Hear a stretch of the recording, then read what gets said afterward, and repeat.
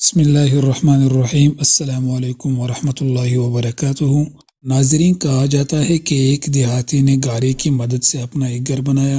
چونکہ اس کے ساتھ بیٹھے تھے اس لیے اس نے گھر میں 7 آدمیوں کی نماز پڑھنے کی جگہ جتنی ایک چھوٹی سی مسجد بھی بنائی۔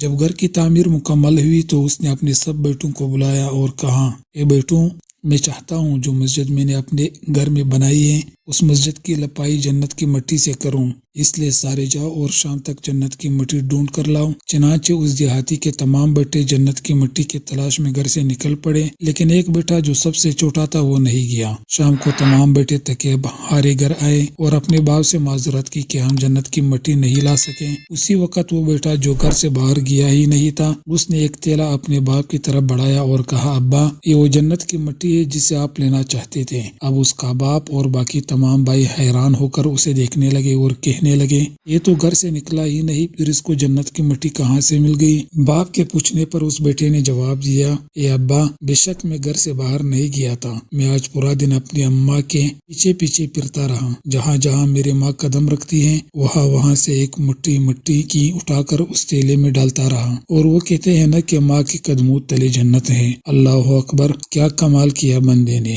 دوستوں، ویڈیو کو لازمی لائک اور شیئر کرنا اور چینل کو ضرور سبسکرائب کر دیجیے گا اور گھنٹی پر کلک کر کے آل کو منتخب کر لیں۔ تب تک اللہ حافظ، والسلام علیکم ورحمۃ اللہ۔